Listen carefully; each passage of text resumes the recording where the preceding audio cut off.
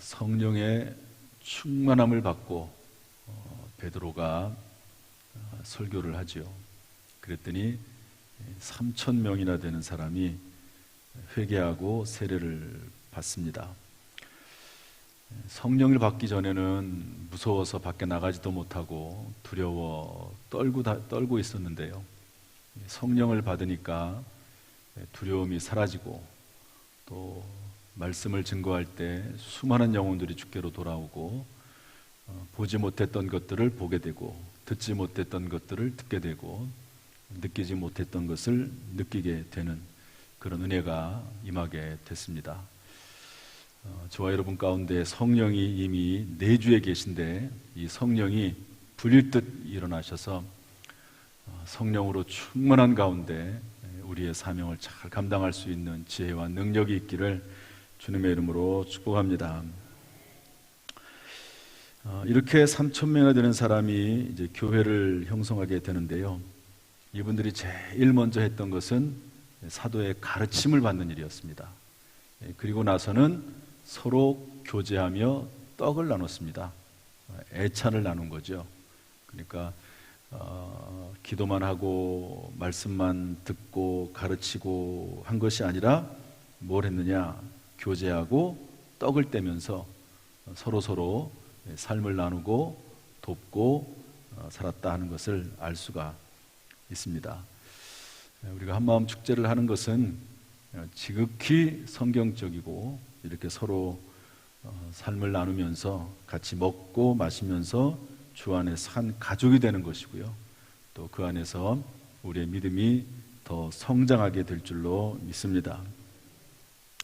그리고 나서 2장 뒷부분에 가면은요, 이 사도행전의 초대교회의 모습을 종합적으로 설명을 하고 있습니다.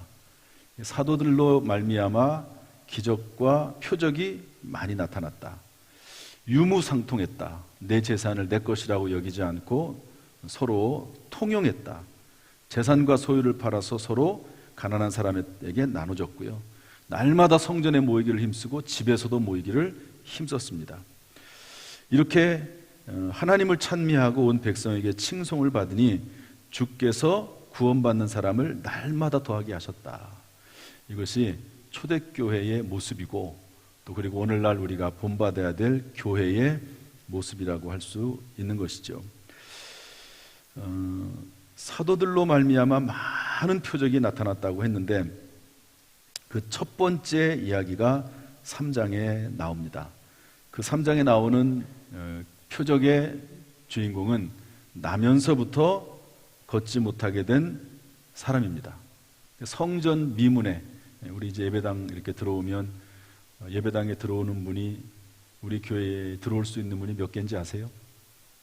우리 물론 이제 잠겨 있긴 하지만 어쨌든 들어올 수 있는 문이 한 개다. 손 들어보세요. 2개다. 3개다. 4개다. 예, 4개입니다. 4개. 이렇게 정문으로 들어오는 게 있고 저쪽 쪽문으로 들어오는 문이 있고 또 여기 뭐예요? 아나바다 그쪽 들어오는 문이 있고 저쪽으로 돌아오면은 지하를 통해서 올라오는 문이 있고 4개가 있습니다. 예루살렘 들어오는 문에도 또 성전에도 여러 개의 문이 있다 하는 거죠. 그런데 성전 미문이라고 하는 곳에서 어떤 한 사람이 매일매일 구걸하는 거죠. 그리고 베드로와 요한도 매일매일 그 길을 왔다 갔다 했겠죠. 그런데 이날은 조금 달랐습니다. 제9시, 지금으로 말하면 오후 3시 기도 시간에 베드로와 요한이 성전에 올라가는데 이상하게 그날은 그냥 지나가고 싶지를 않아요. 그래서 거기에 멈춰 서서 나를 좀 쳐다봐라. 그랬더니 혹시 뭐 줄까 해서 이렇게 쳐다봅니다. 그랬더니 베드로가 말하기를 은과 금은 내게 없거니와 내게 있는 것 나사렛 예수 그리스도의 이름. 그러니까 베드로가 말하기를 내게 있는 것이 있다. 나는 은과 금이 없다. 나는 부자가 아니다. 나한테 무엇을 요구해도 내가 많은 것을 줄 수가 없다. 그러나 내게 확실하게 있는 것이 있는데 나사렛 예수 그리스도고 그분의 이름이 나에게 은이나 금보다도 더 능력이 있다. 더 귀중하다. 이렇게 이런 의미로 말을 하면서 그 사람의 오른손을 잡아 일으키니까 발과 발목이 곧 힘을 얻고 뛰어서서 걸으며 성전으로 함께 들어갔다 이랬습니다. 이 거지는 아마도 성전에 처음 들어갔을지도 모릅니다. 매일매일 누가 성전 문 앞에 데려다 주기는 하는데 걷지를 못하니까요. 거기까지 데려갔겠지요. 모르죠. 혹시 또 누가 안에까지 성전 안에까지 데리고 들어갈 수 있었을지 모르지만 일반적으로 성전 안에는 이런 사람들은 우리로 말하면 장애인이죠. 잘 들어가기가 어렵습니다. 어쨌든 그래서 손을 잡아 일으키니까 힘을 얻고 성전으로 들어가면서 한번 합시다. 성전으로 들어가면서 바깥에서만 바라봤던 성전, 문 앞에서만 사람들이 들어가는 것을 바라봤던 성전 안에 드디어 들어가면서 걷기도 하고 뛰기도 하며 하나님을 찬송했다고 그랬습니다. 여러분, 우리가 예배당을 이렇게 아름답게 건축하고 마음껏 들어와서 예배드리고 찬송하고, 저는 우리 예배당을 볼 때마다 얼마나 감사한지 몰라요. 밝아요. 우리 예배당이 밝고, 그 다음에 아주 철저하게 방음시설이 되어 있습니다. 여기 다 닫혀 있지만 문을 열면 창이 있거든요. 그러니까 환기도 할 수 있고, 또 우리 교회 좋은 점은 환풍시설이 되어 있어요. 참 얼마나 좋은지 모릅니다. 환풍시설이 되어 있어가지고 예배 드리면서도 예배 전후에 환풍기를 돌려놓으면요 공기 순환이 됩니다. 어쨌든 이런 예배당을 만들어 놨는데 마음껏 들어와서 기도하고 찬송하고 예배할 수 있다는 것은 정말 귀중하고 감사한 일인 줄로 믿습니다. 우리 믿음의 선배들이, 어른들이, 또 여기 계신 분들이, 또 지금도 건축 헌금을 드리는 분들이 있거든요. 이분들의 수고가 결코 헛되지 않고 이곳에서 하나님을 찬송하고 수많은 영혼들이 구원을 받게 될 줄로 믿습니다. 오늘 제가 새벽에 이 말씀을 했는데요. 제가 오늘 새벽에 설교했나? 그렇죠. 오늘 새벽에 설교했죠. 어젯밤에 이제 어제 당진 기독교연합회에서 평신도 목회자 코이노니아, 쉽게 말하면 야유회를 갔다 온 거죠. 1년에 한 번씩 꼭 다녀오거든요. 그래서 금촌에 있는 거기에 다녀와서 제가 회장이니까 전체적인 진행을 하죠. 물론 총무가 있긴 하지만, 그러니까 특별한 일, 총무가 웬만한 건 다 하니까 특별한 일은 신경을 안 써도, 그렇지만 이제 대표고 전체의 흐름을 또 이끌어가고 그러다 보니까 새벽부터 피곤하죠. 아침 일찍 가서. 그럼에도 불구하고 이제 새벽 설교를 준비하러 한 7시 반 정도 됐나요? 그때 와가지고 설교 본문을 쭉 살펴봤습니다. 이 말씀은 제가 워낙 많이 보았던 말씀이고 또 설교도 했던 말씀인데, 이 말씀을 또 굳이 준비하지 않아도 설교 원고도 또 있어요. 찾아보면 있습니다. 그렇지만 그냥 들어갈 수 없어서 이 말씀을 쭉 묵상을 하고 있는데 갑자기 이런 생각이 들었어요. 왜 하필 이 시점에서 이 사람일까? 많은 사람들이 있을 텐데 왜 이 사람일까 하는 생각을 해보게 됐습니다. 그러면서 드는 생각은, 이 성전 미문에 앉아서 구걸하는 이 사람은 모든 사람이 다 알아요. 심지어 명절에 1년에 3번씩 또는 4번씩 오는 해외에 사는 유대인들도 오면 꼭 보는 사람이 이 사람입니다. 이 사람은 항상 성전 미문에 앉아서 구걸하는 사람이거든요. 나면서부터 걷지를 못했으니까 어느 시점부터 계속 아마도 성전 미문에 앉아서 구걸을 했을 것입니다. 그런데 만약에 이 사람이 걷게 됐다, 그러면 어떻게 될까요? 소문이 다 퍼질 겁니다. 전 세계로 소문이 퍼질 겁니다. 그러지 않겠습니까? 단순히 이스라엘 내에 있는 유대인들만 아는 것이 아니고요, 뭐 말만 하면 아니까요. 야, 글쎄 성전 미문에 앉아서 수십 년 동안 거기에 앉아가지고 구걸하던 그 거지가 일어섰대. 어떻게 일어섰어? 베드로라고 하는 사람이 손을 잡아 일으켰는데 일어났어. 뭐라고 하면 손을 이렇게 세웠냐? 나사렛 예수의 이름으로. 뭐 다른 것도 아니고 그 사람은 원래 어부고 배운 것도 별로 없는 사람인데 나사렛 예수의 이름으로 손을 잡아서 일으키니까 그 사람이 일어났어. 그러면서 여러분, 예수 그리스도의 이름이 전 세계에 퍼지지 않았겠습니까? 3,000명이 되는 사람이 베드로의 설교를 통해서 그날 회개하고 세례를 받았습니다. 그런데 그분들은 명절에 왔던 분들이기 때문에 많은 사람들이 다시 자기의 살던 나라로 돌아갔을 것입니다. 그런데 이 성전 미문에 앉아있는 이 사람을 고쳐줌으로 인해서 여러분, 맨 뒤에 가면은요, 어떤 결과가 나오냐면 4장 4절에 보면은 말씀을 듣는 사람 중에 믿는 자가 많으니 남자의 수가 약 5천이나 되었더라. 이 일로 인해서 5천 명이 하나님께 돌아오는데 남자의 수만 5천 명이라고 돼요. 남자의 수. 여러분, 이 당시에는 남자 안에는 모든 가족이 다 포함되는 겁니다. 남자가 만약에 예수를 믿고 교회 다닌다고 하면 아내와 모든 자녀들은 다 교회 나가는 겁니다. 그렇다면 5천 명이 여러분 회개하고 교인이 됐다, 이 말은요, 뭐 최소 10,000명, 20,000명 되는 그런 사람들이 이 사건 하나로 예수를 믿게 됐다는 것이고요. 더 중요한 것은 예수의 소문이 전 세계로 퍼졌다는 겁니다. 전 세계로. 그러지 않겠습니까? 이 성전 미문에 앉아있는 이 사람 다 알잖아요. 다. 만약에 다음 해에든지 또 그 해 명절에든지 와보면은요, 그 사람이 없는 것을 보고 어떤 일이 일어났는지, 그 소문이 진짜네, 놀랍네. 그리고 예수의 이름이 높아지고 예수 그리스도의 복음이 전파됐겠지요. 물론 이제 이 일로 인해서 예수님을 십자가에 못 박아 죽인 제사장, 서기관, 바리새인들이 제자들을 시기합니다.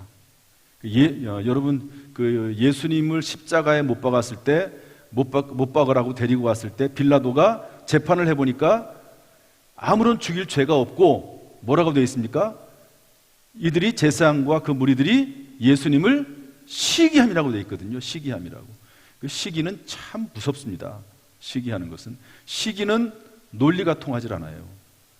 시기심이 잔뜩 한번 들어가면 아무리 설명을 하고 이해를 시키려고 해도 안 되는 겁니다. 예수님을 십자가에 못 박아 죽였는데요, 그 시기심이 또 발동을 해서 베드로와 요한을 잡아가지요. 그리고 야고보도 잡아가고요, 야고보는 죽입니다. 이런 일들이 일어나게 됩니다. 자, 어쨌든 참 놀라운 일입니다. 이 첫 번째 사건, 하나님께서 사도들을 통해서 일으켰던 이 첫 번째 기적은요, 엄청난 사건이긴 하지만 엄청나게 전략적입니다. 이 사람을 첫 번째 기적으로 일으켜 세우는 것이 복음 전파에 가장 효과적이었을 겁니다. 가장 효과적이었을 거예요. 하나님께서 다 계획하시고 하나님께 생각하셔서 그렇게 하시는 거죠. 하나님도 다 생각이 있으신 거죠. 제가 가끔 말씀드리지만 하나님도 다 생각이 있으시다. 따라합시다. 하나님도 다 생각이 있으시다. 저는 이것을 보면서 이 안진뱅이 된 사람, 나면서부터 걷지 못한 사람은 얼마나 불행할까, 이런 생각을 할 수 있죠.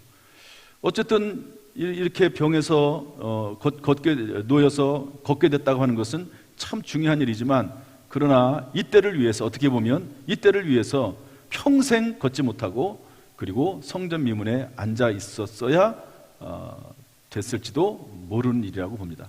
물론 이것이 하나님께서 의도적으로 했다고는 볼 수 없죠. 여러 가지 원인들이 있겠죠.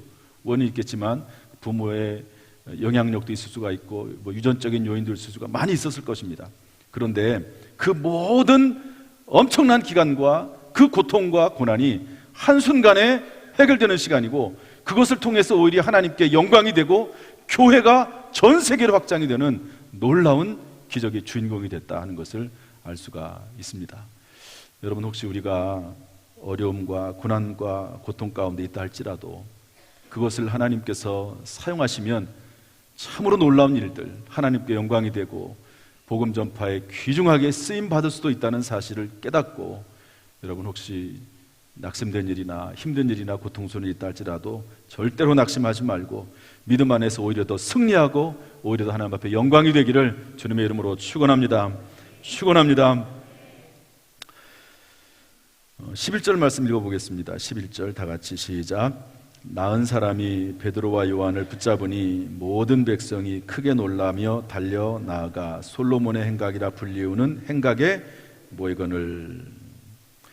나은 사람이 베드로를 붙잡았습니다. 베드로가 이제 성전에서 업무를 마치고 가겠죠. 그런데 베드로와 요한을 붙잡고 솔로몬의 행각이라는 곳에 간 것 같아요.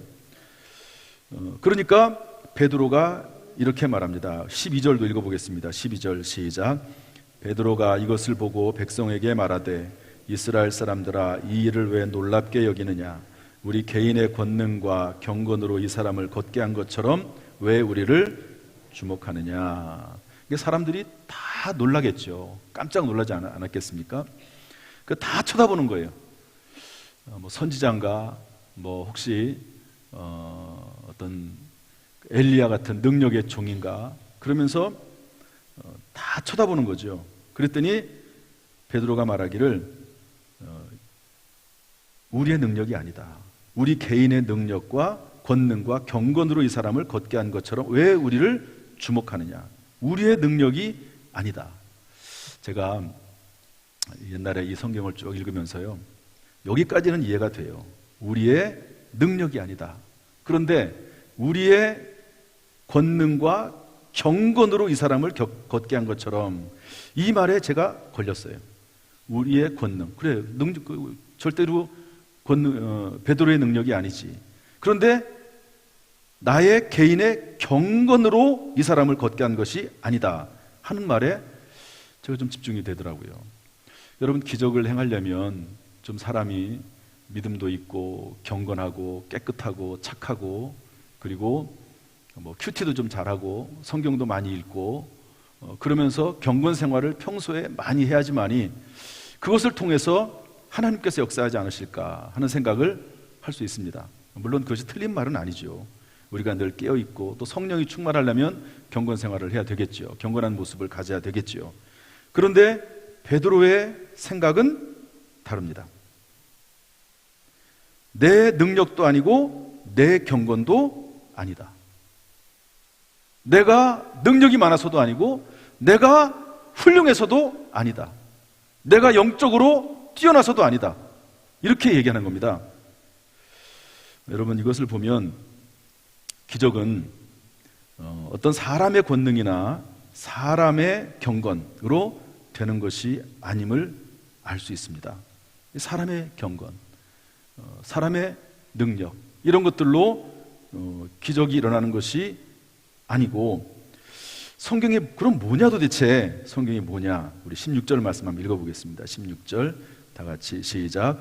그 이름을 믿음으로 그 이름이 너희가 보고 아는 이 사람을 성하게 하였나니 예수로 말미암아 난 믿음이 너희 모든 사람 앞에서 이같이 완전히 낫게 하였느니라. 여러분, 베드로는 그렇다 치고 성전 미문에 앉아서 구걸하는 이 사람이 능력이 있겠습니까? 능력이 없죠. 이 사람이 경건했겠습니까? 모르겠습니다. 성전에 매일 앉아 있으니까 거기서 기도를 더 많이 할 수도 있을지 모르겠습니다. 그런데 사실은 그것도 아니라는 거죠. 베드로의 권능과 경건도 아니고, 또 그리고 이 성전 미문에 앉아 있는 사람의 권능과 경건도 아니고, 그럼 뭐냐?